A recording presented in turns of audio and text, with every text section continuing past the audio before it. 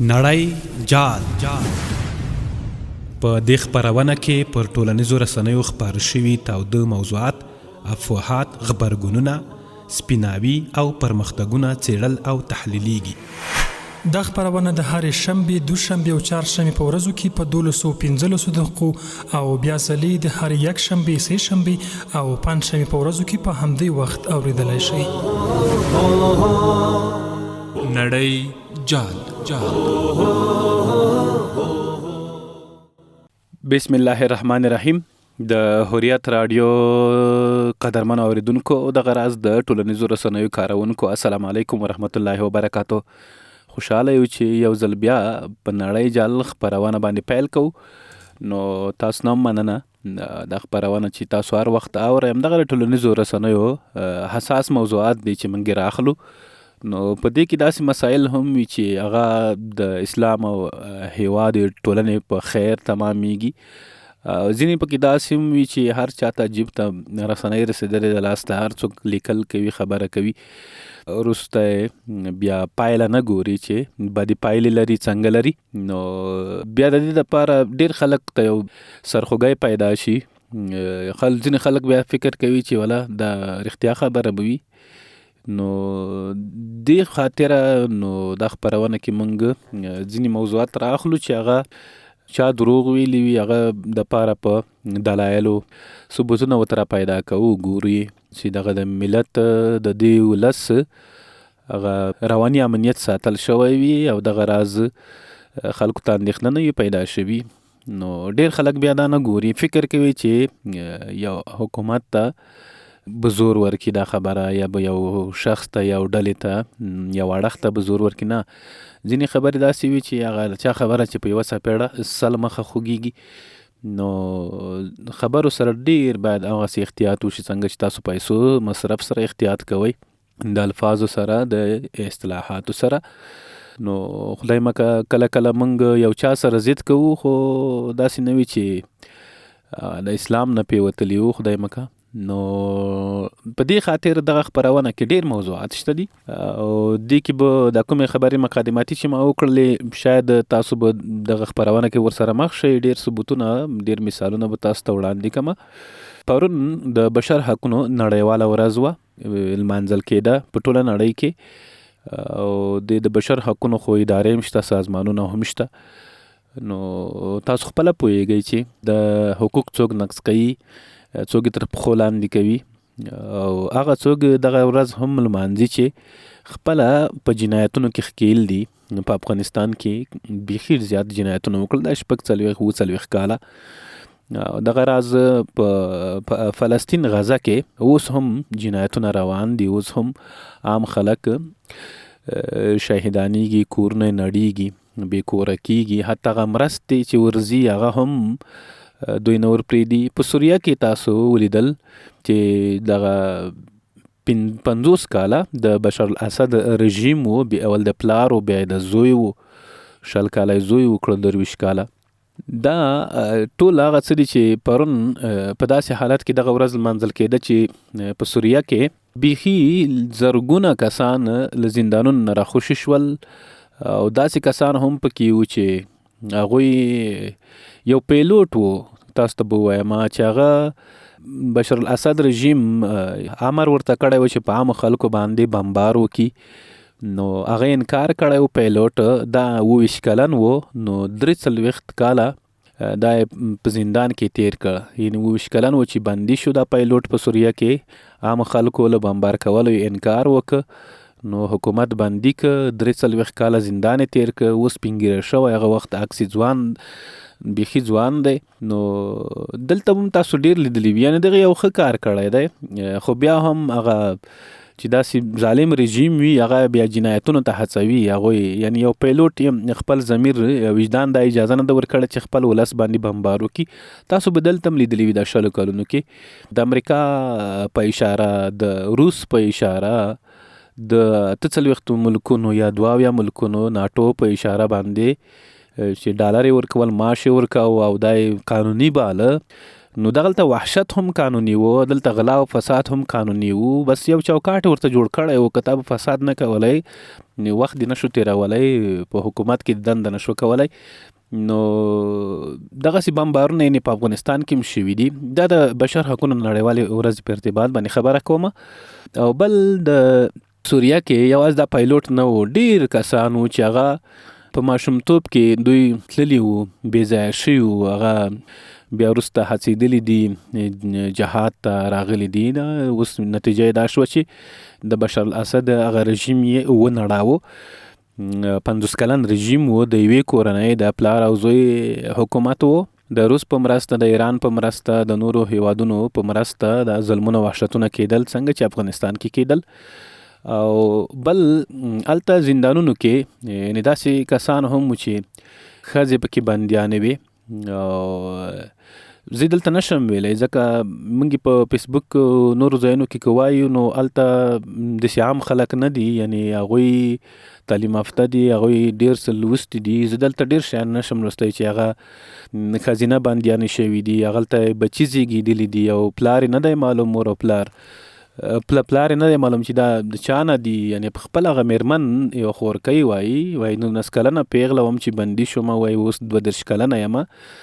نو دا د بشر حقونو هغه نړیواله ورځ ده چې نړیوالې لمانځي او هغه څوک یې لمانځي چې په خپله په جنایتونو کې ښکېل دي. داسې زندانونه هم چې نقشې شته خو دروازه یې نه ده ور معلومه. دا پرون یوه دروازه پیدا شوله په خپله د نوی دغه د مجاهدینو حکومت چې راغلی دی ابو محمد الجولاني، چې دوی بریا ترلاسه کړله. دوی اعلان وکړ چې که چا موږ ته د پټ زندانونه راوښودل نو $3000 انعام ورکوو موږ. نو ډېرې دروازې پیدا شولې. هغه خوښۍ که تاسو وګورئ ویډیوګانې به تاسو هم لیدلي وي، چېرته به په ټلیفون کې مخې ته درغلي وي یا په تلویزیوني خبرونو کې. نو هلته بیخي زیات داسې لیونیان شوي دي، پکې ډېر کسان پکې لیونیان شوي دي. یو د طب محصل و، له موره یو و، په سوریه کې بندي و.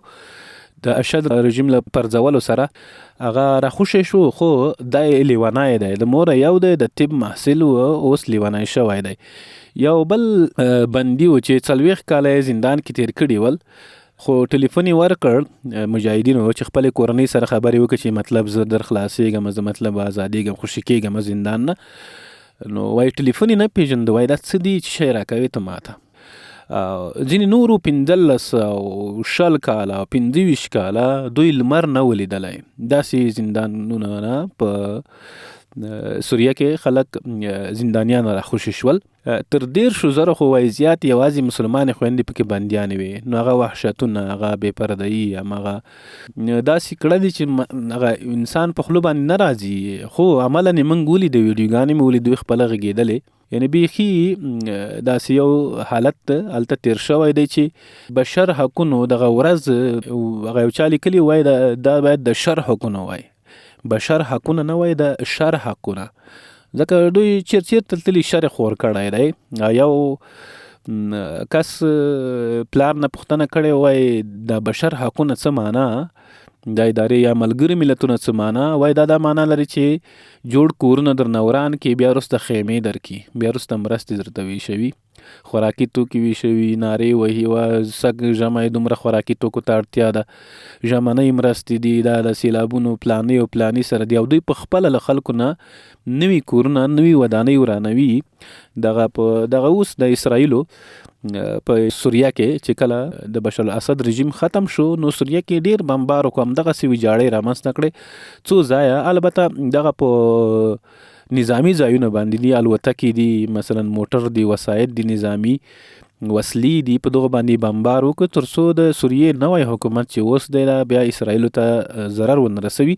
په همدغه رقم ته وضعیت، همدغسې حالت او منظره په افغانستان کې هم تېره شوه کله چې امریکایان وتل، دلته بریدونه وکړل په دې نوم چې داعش باندې برید وکړ، خو عامو خلکو باندې برید کړی و. هغه اوس هم شته، هغه صحنه 10 کسان څومره پکې شهیدان شوي وو د یوې کورنۍ. نو دغه راز دلته چې کوم هغه الوتکې په پلکونو جبلونو باندې وال کېدې، کمپیوټري سیستم په چټکو باندې وال کېده، په جبل باندې وال کېده، موټرې مطلب ویجاړې کړلې. نو هغه په میدانونو کې ویډیوګانې اوس هم شته، هغسې تصویر اوس په سوریه کې هم دی. نو خبره د بشر حقونه وه دغه پرون نو دا د ډسمبر 10 پرون کنه کندوز کې د اشغالګرو د یو تاریخي جنایت یاد دا یوازې د هوریت رادیو څو مستندونه دی ورځ ته برابر کړي دي. دا مستند د 1995 کال د اقرب میاشتې د یوې ویرجنې شپې کیسه رانغاړي. امریکایي اشغالګر چې د بشر حقونو مدعیان وو په دې شپه کندوز مرکز اړوند یو کلی کې د ښځو او ماشومانو په ګډون شاوخوا 50 هیوادوال په شهادت ورسول. غرب چې امریکا یې سرلارې ده دغه پرون خبره ده پرون یې د بشر حقونو نړیوالې ورځې په توګه نمانځله او نړۍ کې د بشر حقونو خوندیتوب لپاره شعاري هڅې کوي. همدغه کندوز پسې بیا د چې مدرسې بمبار کړه، عام خلک ماشومان او خو په دې نه پوهېدل چې جنګ څه وي، افغانستان اشغال څه وي، وطن څه شی دی، درسونه ویل. دغه راز په ډیرو ځایونو کې مستندونه وړاندې شول. لویه پکتیا، لوی ننګرهار، د مور بم، مادر بم چې ورته ویلې، دغه شان د هرات شینډن، په هلمند کې، کندهار کې، په کابل کې، په وردګو کې، په غزنی کې، په لغمان، بغلان او حتی نورو ټول افغانستان کې نسی څوک نه دي چې درد نه دلدلی په دا 16 کلونو کې. دا د امریکا اشغالګرو له لاسه وو او دغو د ملګرو له لاسه وو. پرون یو ټیک ټاک یو ویډیو چا راولیږله، نو د دې خاطره چې تبصره ور باندې وکمه، نو راویلیږله بیا د امریکایان دي په خپلو کې سره لګیا دي، وایي دوی د یو قوم د پښتون ځپلو دپاره نورو قومونو سره مرسته همکاري کوله ترڅو بریالي شي. خو بیا دا خبره لکه ډیر خلک دلته خو نشنلیستي هم پالي کنه، قوم پرستی دا شیان ډیر یو مرض تمام پیل شوی دی او ډیر خلکو دغه مرض اخیستی دی. هغه نه اسلام هغه چې دی په دې کې قوم پرستی نشته، ټول سره ورونه دي. خو ځینې قوم پرستان نشنلیستان ځانونه حسابوي، ځان ماډرن هم حسابوي، ځان پوه هم حسابوي. خو په ډیر داسې حال کې چې لوی افغانستان هم غواړي، ټول افغانستان هم غواړي او ټول قومونه هم پکې غواړي، خو دی بیا هم قومونو سره ضد کوي. هغوی بیا دا خبره کوي. نو دغه ویډیو نه داسې ښکاري چې داسې نه و چې نور قومونه په ملاتړه، یعنی که دا خپل قومونه پښتانه نه وای ورسره، نو دوی 20 کاله څه چې 20 ونې 20 ورځې هم نشو تېرولی. نو دا خبره مې نشنلیستانو ته وکړله که دوی د نورو قومونو پر ضد باندې دا خبره کوي. نو که دوی نه وای ورسره، دلته امریکا نشو اوسېدلی، دلته هیڅوک نشو اوسېدلی. هغه د درویش دراني یو بیت تاسو ته به یاد وي چې پښتون په زوره ننوت په کور د پښتانه، خو دغه کار یې هم وکړ په زور د پښتانه. یعنی دا د خپلو خلکو لاسه کېږي هر څه، که خپل خلک نه وي ورسره، پردي ته لاره ګودره نه وي معلومه، کوڅه نه یې ورته معلومه، د کلي امام نه پیژني، د خلکو هغه مزاجونه نه پیژني، طبیعت نه پیژني، د خلکو کاروبار نه پیژني، هلته د کلتور او دود نه خبره وي. نو دا دوی همدغه ترجمانان وو، همدغه ژباړونکي وو چې یو بله کوڅه باندې یو بل بام باندې ورخېږوه. نو دا د ډسمبر 10 په اړه خبره وه چې ډیر جنایتونه په ټوله نړۍ کې چې کړي دي، هغو کړي دي چې په خپله د بشر حقونو نړیواله ورځ مانځي. بشر حقونو نړیواله ورځ معنا دا چې موږ چې په مسلمانان ټولنه کې تعریفوو، هغه دا چې ټولو اقلیتونو ته لږه کیوي که ډیره کیوي، که کوم قوم وي، هر چاته باید په انساني لحاظ حقونه ورسیږي. د کاروبار وي، هغه که د میراث حق وي، هغه که د مثلا انساني حقونه دي، یو چا سره زور زیاتی نه کول دي، مساوي حقوق ورته ورسیږي انسانانو ته. دا په نړۍ کې یو تعریف دی، خو عمل کې هیڅ شی نشته. لکه دلته چې اساسي قانون وو، په خپله په منځ کې تقریبا 80% داسې وو چې خلک ورسره موافق وو، یعنی یو 20% داسې وو چې هغه د غرب نه وو. خو د پخپله چې د حنفي فقه مطابق جوړ شوی وو، بیا هم یوازې په کتاب کې وو، عملی هیڅ شی نه وو. دغسې په نړۍ کې هم قوانین چې دي هغه د انسانانو دپاره جوړ شوي دي، هغه یو ډول څارویو ته داسې چلن نه ورسره کېږي. تاسو که نوره نړۍ وګورئ، پرمختګ باندې مه غلطېږئ. یعنی که تاسو حیواناتو ته اوبه کوئ، کنډیشن دا ټول شیان برابر کوئ، صحیح ده. هغه د غوجلې نوم به څوک نشي ورکولی، یو لوکس فارم به یاد کی، خو بیا هم هلته حرکات چې دي هلته هغه بېزباني چې ده هلته حقوق چې دي هغه بیا هم حیوانات دي.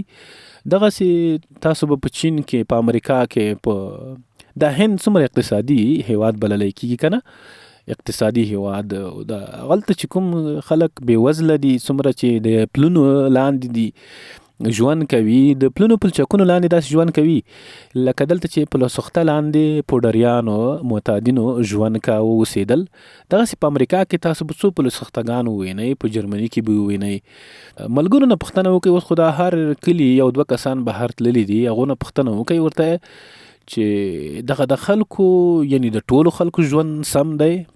اوس دغه ډونالډ ټرمپ چې دی په د امریکا دپاره کار کوي، غواړي په نوره نړۍ کې جنګونه پای ته ورسوي، خپل امریکا ته سوچ وکړي ځکه دا اقتصادي سړی دی. نو دا خپله هم په دې پوهېږي چې په امریکا کې د خلکو وضعیت هسې نه دی لکه دا خلک چې ورخوشي دي. سمه ده، یو څوک به سم کار کوي، داسې کار به کوي لکه موږ خلک، خو بیا مشکل دا دی چې خپل هیواد کې کار نه کوي، بل ځای کې لکه ماشین لکه روباټ لګیا وي، 18 ساعته هم لګیا وي، 12 ساعته هم لګیا وي، 8 ساعته هم لګیا وي.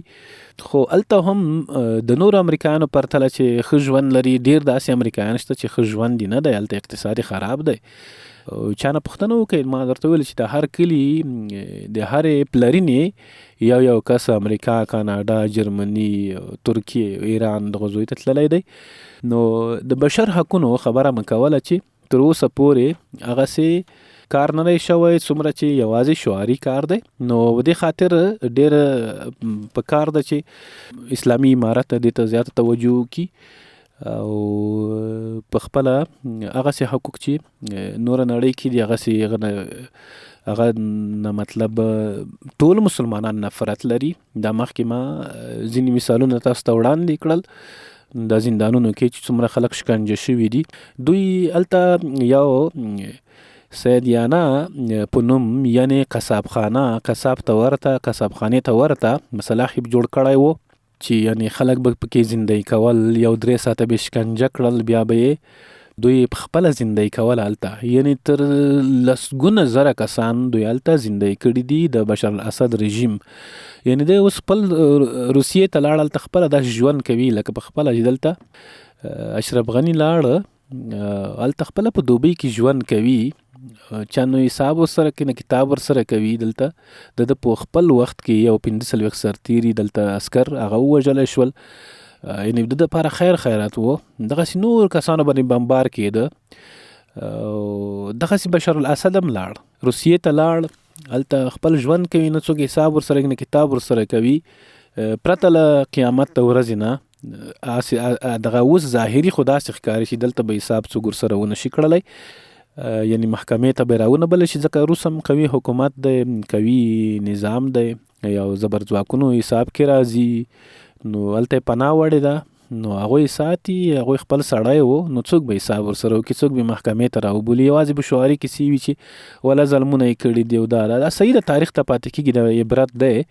خو پرته له قیامته دا بېوزله خلک بله تمه نه لري د دې دنیا نه، د دې دنیا د زورواکو نه بله تمه نه لري.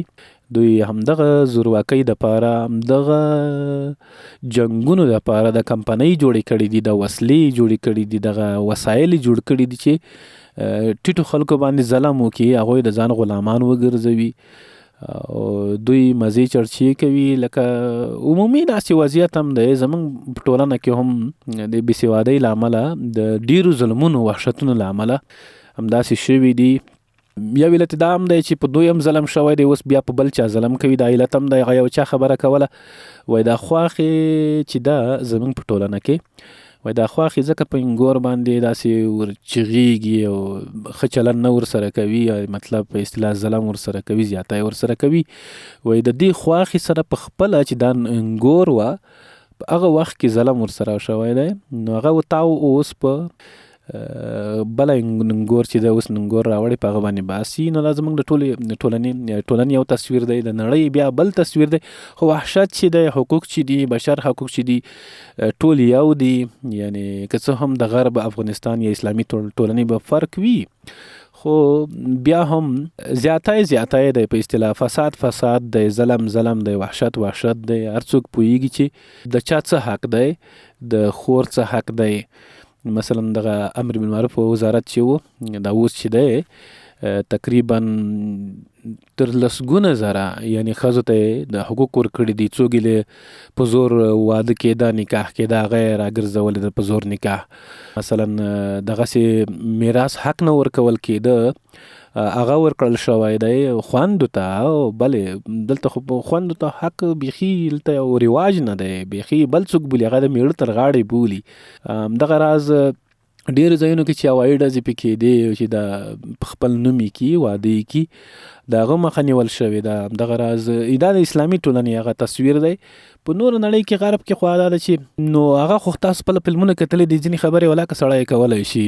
سړی داسې ښکاري لکه بیخي یو راډیو کې چې نه یې لګیا، یو بل ځای کې لګیا وي، یو عادي مجلس کې لګیا وي. عادي مجلس کې هم سړی ځینې خبرې نشي کولی. نو په غرب کې دغسې رواج دی. دا د بشر حقونو په اړه یو لنډ بحث خدای دې وکړي چې ډېر څه مې ویلي وي او رانه پاتې نه وي، او ډېر څه داسې ویلې شوي وي چې هغه تاسو باندې بد نه وي لګېدلي. که څه هم د بشر حقونو خبره چې راځي حتماً به بد څه پکې وي. دا بمبارونه، وحشتونه، بندیان، دا بې کوره کېدل او دا حقوق نه ورکول، دا غصب، دا څوک د کور نه باسل، دا ټول پکې راځي. یو شی هم هر څه چې ظلم دی، انسان سره وحشت کېږي، ظلم کېږي، د بشر حقونه تر پښو لاندې کوي. نو دا د پرون د دسمبر 10 چې وه، دا د بشر حقونو نړیواله ورځ د هر کال منځل کېږي. خو یوازې فنډ راټولیږي، ښه پیسې راټولیږي، او څوک کارکوونکي کار پکې کوي، هغه پیسې اخلي، هغه بیا گزارش راوړاندې کړي چې دومره دا ظلمونه شوي دي.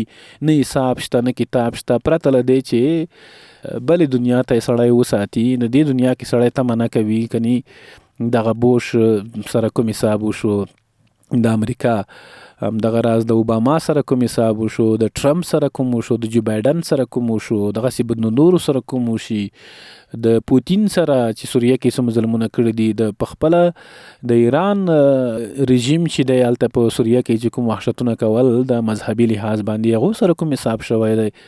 د ترکیې ولسمشر سره به کوم وشي، دغسې د فرانسې، جرمني، انګلینډ، د ټولو هغه مشرانو سره چې دلته په افغانستان کې ډېر مشران داسې تیر شوي دي چې د دریو اشغالونو سره ملګري وو. د انګریز سره دوی ملګري وو، د روس سره دوی ملګري وو، د امریکا سره دوی ملګري وو. نو د جنایتونه چا وکړل؟ دوی په خپله ورسره وی کړل، لاره ګودره یې ورته ښودله. نو اوس خو خیر هر څه تیر شوي دي، خو عموما خبره د بشر حقونو ده چې هغه څوک یې هم لمانځي چې په خپله په جنایتونو کې ښکیل دي. نو د خپرونې وخت له نیمایي اوښتی دی. نو بیا بیرته راځو د افغانستان په اړه د آبادۍ نور خبرونه ډېر لرو. دا یوازې د بشر حقونو ورځ وه، یو پیکه غوندې یو ورځ ده، بس خو غمجنه به یې لمانځي. همدغسې حالات، دغسې کیسې به پکې وي. نور زموږ د افغانستان نامې خو د پرمختګونه او بیا رغونې آبادۍ دا ډېرې دي، هغه به تاسو ته د نیمایي نه وړاندې کم چېرته ځئ، بیرته راځم.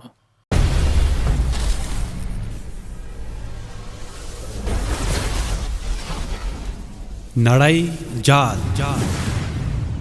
په دې خپرونه کې پر ټولنیزو رسنیو خپاره شوي تاوده موضوعات، افواهات، غبرګونونه، سپیناوي او پرمختګونه څېړل او تحلیلیږي. دا خپرونه د هرې شنبې، دوشنبې او چهارشنبې په ورځو کې په 12:15 دقیقو او بیا ځلې د هرې یکشنبې، سه شنبې او پنجشنبې په ورځو کې په همدې وخت اورېدلی شئ. نړۍ جال. د حریت رادیو د نړۍ جال خپرونې قدرمنو اوریدونکو، دغه راز د ټولنیزو رسنیو کارونکو، موږ تیر کې په دې وغږېدو چې د بشر حقونو نړیواله ورځ وه پرون دسمبر، هغه کې بیا سوریه کې په وحشتونو باندې وغږېدو. په افغانستان کې وحشتونو مستندونه حریت رادیو وړاندې کړي. تاسو کولی شئ ټویټر ایکس پاڼه کې ادرس پیدا کړئ، حریت رادیو، پښتو، دری، انګلیسي، عربي او نورو ژبو باندې خپرونې کوي. دغه مستندونه وړاندې کړي دي. نو د هیواد یو مرګونې او خطرناکه لاره څنګه خوندي شوه؟ دا د جلباد، کابل او جلباد لاره ماهیپر سیمه د مرګونې ترافیکي پیښو نقطه وه چې اوس حکومت هلته ګڼ ترافیکي پرسونل ځای پر ځای کړی چې د موټرو لوړ سرعت کنټرولوي. مسؤلین وایي چې د پلچرخي څخه د لغمان تر دروازې پورې د 24 ساعته خدماتو په موخه او یا ترافیک پولیس په دنده ګمارلي چې موټر چلونکي تود هرکلی کوي. دغه لار به تاسو لیدلې وي نو ډېره مرګونې د رښتیا هم ډېره خوني ده چې ورته وایي دا ډېر خوني ډنډ دی، د ډېر خوني لاره ده، خوني غر دی، خوني ځنګل دی. خو دا لار چې وه ډېره خوني وه یعنی مرګونې وه. نو دا دې دپاره بیا د ګولاییو کې اکثره مخکې به داسې و چې ډېر دغسې غریب بېوزله کسان به د خاطره چې یو څوک یو 15 روپۍ هم ورکړي په ګولایي کې به ولاړ وو. نو د سړک به چې راتاو په دغه ځای کې به ولاړ وو، د بل سړک طرف ته چې بل موټر ترې پناه وي نو بیا به یې رهنمایي کوله، ورته ښودل به یې چې څنګه څه رقم ته دغه وکړي، لارښوونه ورته وکړي تر څو ترافیکي پیښه رامنځته نه شي. نو دغه لار چې د اوس 80 ترافیک ورته ګمارلي دي او دغه هوریت راډیو راپور ورباندې جوړ کړی و ویډیویي، نو ډېر ورته خوشحاله دي. په دې لار باندې ډېر هر ورځ تقریبا ورځ کې 2 پیښې هم کېږي، یو نه بله ورځ ونه کې خو خامخا کېږي. نو بیا دې کې زیات داسې مسافر وي، داسې وي چې د موره یو وي، داسې وي چې مریضان وي، داسې نو ډېرې داسې پیښې کېږي چې هغه ډېرې بګنونکې وي. نو یو عادي یو داسې د پیښې او عادي هم بلل شوی، ولا خو ټکر شوی ماهیپر کې خامخا ټکر کېږي. دغسې نور ترافیکي یو سیستم هم جوړ شوی دی چې ګوري. بله ورځ به تاسو یو ویډیو لیدل ډېره وایرل شو په رسنیو کې، هغه د غزني په لاره باندې چې کوم موټر و هغه تلو رنګ هر څه ورته وښودل، وایي دا قرار مطلب دوی ته لارښوونه وکړي، مطلب وایي دروي که نه درېږي، سرعت نه کموي، 110 نه ویل سپیډ اوړي نو باید وایي چیک پاینټ کې موږ دراو. نو دغسې سیستم که رامنځته شي نو سړکونه دوه لاینه شي، ترافیکي سیستم برابر شي، د موټرو لاس چې د افغاني شي نو ډېرې ستونزې بیا حلیږي ورسره. د روسیې پارلمان تېره ورځ یوه لایحه تصویب کړې چې د روسیې حکومت ته د دې اجازه ورکوي چې د اسلامي امارت نوم د دې هیواد له ممنوعه سازمانونو لومړ څخه وباسي. رویټرز د روسیې رسنیو له قوله خبر ورکړی چې دغه لایحه پارلمان لومړۍ جلسه کې تصویب کړې او 2 نورو جلسو ته اړتیا پرې نه ښوده. د نړیوالو اړیکو شنونکي په دې باور دي چې د روسیې دا اقدام به د دواړو هیوادونو د اقتصادي او امنیتي اړیکو پیاوړتیا سبب شي او د افغانستان پر وړاندې د نړیوال فشار راکمولو کې به مستقیم تاثیر ولري. د روسیې پارلمان داسې مهال دغه لایحې ته مثبت رایه ورکړې چې څه موده وړاندې د روسیې امنیت شورا عمومي منشي په مشرۍ یو پلاوی کابل ته راغلی و او د اسلامي امارت له لوړپوړو چارواکو سره یې د اړیکو په پراختیا خبرې اترې کړې وي. نو رښتیا هم دې نه وړاندې ضمیر کابلوف هم راغلی و کابل ته، هغه چې د پوتین ځانګړی استازی د افغانستان لپاره. نو دا یو غټ یو تحول دی، یو لوی بدلون ورته ویلی شو چې د اسلامي امارت ورو ورو په نړۍ کې ځان ځای کړی و، خو هغسې باور هم ترلاسه کوي څنګه چې دوی حکومتولي ده، څنګه چې دوی په افغانستان کې د بیا رغونې امنیت همداشان د سولې ټینګښت دپاره کار روان کړی په 3 کلونو کې، سره د چې 40 کلن جنګ نه افغانستان راوتلی دی. نو دا بیا رغول او دا بیا رغونه آبادی او د خلکو دلته امنیت خوندي کول او نړۍ سره داسې متوازن سیاست هغه بیلانس ساتلی دی چې د تلې یو طرف ته ترازو درنده او سپکه نه وي، جګه ټیټه نه وي. نو د امریکا سره، د روسیې سره، چین سره، نورو زبر ځواکونو سره ښې اړیکې پاللې دي. د له خاطره اوس روسیه باوري شوې ده او بل اړتیا هم لري. یوازې داسې نه ده، ګورئ چې اسلامي امارت نورې نړۍ ته اړتیا لري، افغانستان ته هم اړتیا لري. افغانستان لکه چوک، لکه څلور لاره داسې ده په اسیا کې، نو تقریبا یو 6 دروازې لري، 6 هیوادونه خوا شاوخوا دي. نو دا ټول ورته اړتیا لري او امریکا هم نه غواړي چې افغانستان لاسه ورکړي او مرستې، تعامل او اړیکې دا به ورسره ښې کوي، که هغه د روس خلاف وي، که د چین خلاف وي، که د هند او نورو هیوادونو ایران خلاف وي. نو دا یو ښه زیری هم بللی شو. قطر کې د اسلامي امارت د سیاسي دفتر مشر سهیل شاهین د افغانستان لپاره د فرانسې سفارت سرپرست سرپرست ژان مارین شو سره په بیلابیلو مسایلو خبرې کړې دي. سهیل شاهین په خپل ایکسپانډ باندې لیکلي دي د کتنه کې مارین شو سره افغانستان اوسنی وضعیت، روغتیايي سکتور، خصوصي بنسټونو، د کابل هوایي ډګر تخنیکی اړتیاو او نور موضوعاتو په اړه خبرې اترې کړې دي. سهیل شاهین دغه کتنه کې وروسته له هغې کړې چې وړمه ورځ یې هم افغانستان لپاره د هالند سفیر او آلمان شاهزافیر سره په افغانستان کې زده کړو اقلیمي بدلون او بشردوستانه مرستو په اړه خبرې کړې وې. زابل کې د امنیت لا ټینګښت لپاره موټرسایکل سپرو امنیتي سرتیرو ګرځنده ګروپونه جوړ شوي دي. نن په ډېرو ولایتونو کې جوړ شوي، په ننګرهار، خوست او کندهار او نورو ولایتونو کابل کې جوړیږي. نو دا یو ښه اقدام ځکه دی چې موټرسایکل په پول او په لختي په واړه پلچک باندې پورې کېدلی شي، نو مجرم زر نه ترې خلاصیږي، اسانه نشتره خلاص دی. ننګرهار کې د بیلابیلو جرمونو په تړاو 15,512 کسان نیول شوي دي. د ننګرهار امنیتي چارواکو ویلي دغه کسان په تیرو 8 میاشتو کې د بیلابیلو جرمونو په تړاو د امنیتي ځواکونو لوري نیول شوي دي. د استخباراتو لوی ریاست خبر ورکوي چې روان کال یعنی 1404 کال یا 2025 هر کال لپاره وای 3 ګونو امنیتي ادارو استازو ترمنځ د امنیتي پلان جوړونې کلنۍ غونډه تر سره شوې ده.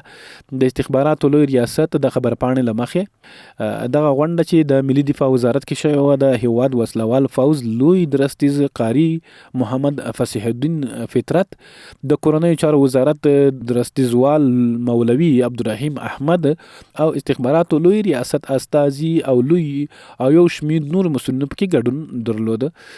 لوی درستیز دغه غونډه کې ویلي د هیواد امنیت او آرامتیا لپاره هدف پلان جوړونې او د راتلونکي لپاره تجزیه او تحلیل ته اړتیا شته. قاری فصیح الدین فطرت ویلي امنیتي ځواکونه باید په مؤثر پلانونو کار وکړي څو د امنیتي پیښو مخه ونیول شي. د دې غونډې موخه د ډاډمن امنیت تامین، راتلونکي کال لپاره د امنیتي پلان برابرول او په هیواد کې د سترو پروژو ټاپي، کاسا، زر او نور هغو د امنیت ټینګښت بلل شوی. دا په داسې حال کې ده چې اسلامي امارت په تیرو 2 کلونو کې په هیواد کې د بشپړ امنیت ترڅنګ په ټولو برخو کې بریالي ګامونه اخیستي دي. زرګونه داخلي بې ځایه شویو کسانو ته ژمنۍ مرستې ویشل کیږي. د افغانستان کې چې څومره د ایران او پاکستان خلک راکډوال شوي دي، یو خبره به تاسو ته وکړم چې په لکونو کسان به د افغانستان نه وتلي وي، دا سمه ده او یا به وځي، خو میلیونونه کسان بیرته افغانستان ته داخل شوي دي. دلته خلک داسې نه ده چې یوازې پیسې دي، یوازې ډوډۍ ده. دلته خلک ځمکو په ارمان دي او خپلو ځمکو ته رسېدلي دي. ځینې ځمکې ورکول شوي دي، ځایونه یې نه لرل، ځینې خلکو خیمې نه لرله، حتی ځمکه یې نه لرله، د اوسېدو ځای نه لرله. پاکستان نه په زور اړول شوي دي. د تیر کال راهیسې 1 میلیون زیات کسان پاکستان نه راغلي، دغه شان ترکیې په لاره باندې د ایران نه راغلي، نورو هیوادونو نه راستنه شوي دي، او نور داسې کسان هم شته چې هغوی نورو هیوادونو کې دي، پیسې هم لري، تجاران هم دي، زده کړې هم لري، هر څه لري. هغوی افغانستان یو ارمان و چې امن فضا کې وګرځي، نور نه چا نه کاروبار غواړي، نه وظیفه غواړي، او شی هم نه غواړي. دغسې خلک هم ډېر راغلي دي افغانستان ته. کندوز ولایت چارواکي وایي چې دغه ولایت په دشت ارچي ولسوالۍ کې د اوبو رسولو 2 شبکو د جوړېدلو چارې بشپړې شوې دي. مسکو له یعنی روسیا افغانستان اسلامي امارت سره ښې اړیکې جوړېدل غواړي. په شلتن ولسوالۍ کې د 10 کیلومتره سړک جوړولو چارې پیل شوې دي. د کونړ ولایت څخه چې دغه ولایت کې په شلتن ولسوالۍ کې 10 کیلومتره اوږد سړک دی. نو سړکونه چې کوم ځای کې جوړېږي د ولسوالۍ سره نښلوي، خلک سره نښلوي، وصل کېږي. داسې ولسوالۍ وي چې بلې ولسوالۍ ته یې لاره نه درلودله، نو څارویو باندې به تلل، یا به بیخي لاره نه وه، نه به تلل، اړیکې نه لرلې، خپلوي دوستۍ نه لرلې. اوس د سړکونو جوړېدلو کبله اړیکې جوړې شولې، دوستۍ برابرې شولې، سره ویې پېژندل چې د یو وطن یو، یوې ژبې یو، دین یو، کلتور خلک یو. د لغمان د احصایې او معلوماتو ریاست 15 میلیونه عواید راټول کړي. د لغمان ولایت د احصایې او معلوماتو ریاست مسؤلین وایي چې د روان 1403 لمریز کال په لومړیو 4 میاشتو کې نږدې 9,000 پیژندپاڼې ویشلې دي چې 15 میلیونه عواید راټول کړي دي. د پکتیکا کې د اوبو لګولو یو کانال د جوړېدو چارې بشپړې شوې دي. زه به دا خبرونه یوازې وایم، تحلیل به پرېږدم که داسې مخته یو څه راتلل هغه باندې به غږېږم ځکه وخت کم دی چې زر زر د خبرونه وویلی شي. د 9 میلیونه افغانیو په لګښت روغتون جوړېږي، دا په کونړ په څوکۍ ولسوالۍ کې جوړېږي. په سرپل کې د پنبې حاصلات نږدې 3 برابره زیات شوي دي. لغمان کې 100 میګاواټه لمریزه برېښنا جوړېږي. دا لمریزه یعنې د شمسیو نه جوړېږي، د سولري نه جوړېږي. هر ډول برېښنا چې وي، برېښنا ته اړتیا ده، رڼا خو لوی نعمت دی. نن سبا خو هر څه ټکنالوژیک شوي دي، نو ښه ده چې برقي وي، هغه اوتو وي، هغه که چای پې کوي، هغه که کوټه پې ګرموي یا نور څه وي، رڼا وي. تلویزیون، رادیو، بجلی او مثلا ټلیفون دا ترې چارجوي. د کوشتپې کانال 2 فاز 4.80% بشپړې شوي دي. دوی خبر و چې 80% بشپړ شي. دا 2 فاز دی، یعنې 2 برخه د فاز چې د برخې ته وایي. 3 فاز بیا دومره ډېر نه دی، هغه کم وخت نیسي. دا 5 کلنه پروژه ده کوشتپه، که دا بشپړه شي 3 کاله خو یې وتلي دي، نو فکر کوم یو نیم کال به نور ونیسي بشپړېږي. نو ټول افغانستان ته به غنم دانه مانه ورکوي، مرغانو انسانانو ته د ګاونډیانو له احسانه مخلاصوي. دلته یو بله خبره پکې ده چې د ملي پراختیا شرکت ته 1 میلیون دولتي ځمکه هم په واک کې ورکول شوې ده. د سرچینې د معلوماتو له مخې یاد شرکت بله ځمکې څخه په بلخ، جوزجان او فاریاب ولایتونو کې د کرنیزو صنعتي کمپلیکسونو جوړولو کې ګټه واخلي. میدان وردګو کې د وطني غوړیو او کنجاړې د تولید کارخونې فعالیت پیل کړی دی. نو رښتیا هم دا زبردست خبر دی. او جاناتن ټراټ چې د کرکټ بورډ د ملي لوبډلې مشر روزونکی و، جاناتن ټراټ انګلنډی لوبغاړی و پخوانی، هغه سره 1 کال نور هم تړون وشو. ځینې خبرونه داسې افواهات و چې خلک دي که نه نیت یې پې کم وي. کرکټ بورډ یو شی افغانستان کې ځینې خلک دي بهر وتلي دي، افغانستان بیخي اوس پردی بللی دی، یعنې یو شی هم نه خوښېږي. دغه پسې هم جوړه کړې وایي، دغه خفه دی او بیا قرارداد نه ورسره غځوي. نو جاناتن ټراټ چې ښه ثابت شوی دی، 13 کال راهیسې موږ ډېرې لوبې وګټلې، اوس بیا یې تړون ورسره نوی کړی دی. بامیانو کې د 80 میلیونه افغانیو په لګښت بېلابېلې پروژې پلي شوي دي. WHO افغانستان کې مو له 140,000 زیاتو کسانو ته طبي مشورې ورکړي دي. کابل ښاروالي وایي په 12مه ناحیه کې د سړک جوړولو چارې 40% بشپړې شوي دي. سالنګ لاره تر راتلونکو 15 ورځو د لویو موټرو پر مخ تړل شوې ده، ځکه هلته واوره ده او بل ډېر لرې ځای کې موټر نه ښکاري، داسې ګرجنه غوندې وي چې واوره وي. بلخ، اقیني او کندوز ګمرکونو کې د لوړ تناژ تلې ګټې اخیستنې ته وسپارل شوې، یعنې مطلب هغه موټر تلل کېږي پې. د صنعت او سوداګرۍ سرپرست وزیر نوردین عزیزي په کابل کې د ازبکستان له سفیر ایبک عثمانوف سره په کتنه کې سمنګان ولایت کې د سیمنټو فابریکې په جوړولو او د هیواد شمال کې د اکتشافي پروژو پلي کولو په موخه د جواز په ترلاسه کولو خبرې کړې دي. د کابل او اسلام آباد ترمنځ د اړیکو په پیاوړتیا خبرې شوې دي. دا په اسلام آباد کې سفیر کړی دي. او لغمان پالنګار کې شاوخوا 100 کورنیو ته د څښاک اوبه برابرېږي، البته پاکې اوبه برابرېږي. ترکیه علما د خپل هیواد پانګوال افغانستان کې پانګونې ته هڅوو. د ترکیه علما راغلي وو، هغوی ویل چې زموږ پانګوال چې دغه افغانستان کې هڅوو ورته. لوګر افغان پوسټ شرکت نږدې 9 میلیونه افغانۍ عواید راټول کړي دي. افغانستان کې پانګونه د هر افغان دنده او فریضه ګڼل کېږي. د بهرنیو چارو وزارت سیاسي مرستیال د نوي کابل ښار پروژې د لومړي فاز د عملي چارو پرانستې په مراسمو کې بهر کې له میشتو پانګوالو وغوښتل چې افغانستان ته راشي او په خپل هیواد کې پانګونه وکړي. دا نوی کابل ښار چې دغه 1.5 چند دی، هغه جوړیږي، برابریږي او دغه په اړه ریپورټونه وړاندې شوي دي. که مختصر اغلاوه تاسو ته وړاندې کړمه. ننګرهار کې د بار وړونکو موټرو لپاره 2 ستر تمځایونه جوړ شوي دي، هلته به مطلب راټولیږي. افغانستان او زیمبابوې ترمنځ د شلوریزو لوبلړۍ نن پیلیږي، یعنی دا شلوریز لوبې هم دي، ټیس هم پکې شته، پنځوسوریز هم پکې شته. زموږ نوي لوبغاړي دي، هغه به پکې ډېر وخت بعد موږ زیمبابوې سره لوبه کوو. د پنجشیر څه باندې 3,000 قراته نور زمرد هم پلورل شوي دي. 143,600 په ارزښت پلورل شوي دي. د کابل په ګډون د هیواد په 14 ولایتونو کې د نوري فایبر پروژه د پلي کېدو په حال کې ده. د نوي کابل ښار د لومړي فاز عملي چارې پیل شوي دي. دا د دې کابل د اوس چې کوم کابل ښار د دې 1.5 چند لوی دی. د کندوز برېښنا ریاست څخه باندې 229 میلیونه افغانۍ عواید راټول کړي دي. کندهار کې د 13 ښوونځیو د بیا رغولو چارې پیل شوې دي. لغمان کې د کورنیو تولیداتو 3 ورځنی نندارتون پرانیستل شو. ایران وايي په سرحدي پولو کې افغانانو تګ راتګ تر نیمایي راکم شوی دی ځکه هلته دیوال بشپړېږي. په کندهار کې د 20 میلیونه افغانیو په لګښت سړک پخېږي.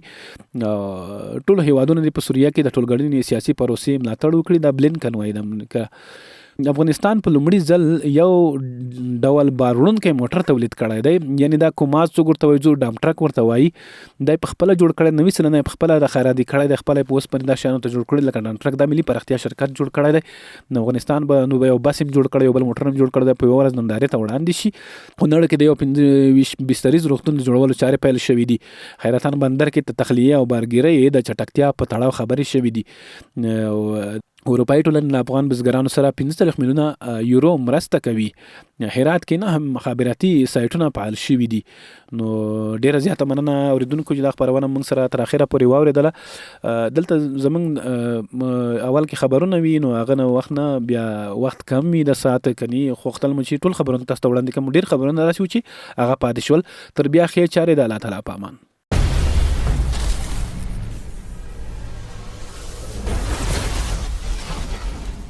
نړۍ جال په دې خپرونه کې پر ټولنیزو رسنیو خپاره شوي تاوده موضوعات، افواهات، غبرګونونه، سپیناوي او پرمختګونه څېړل او تحلیلیږي. دا خپرونه د هرې شنبې، دوشنبې او چهارشنبې په ورځو کې په 12:15 دقیقو او بیا ځلې د هرې یکشنبې، سهشنبې او پنجشنبې په ورځو کې په همدې وخت اورېدلی شئ.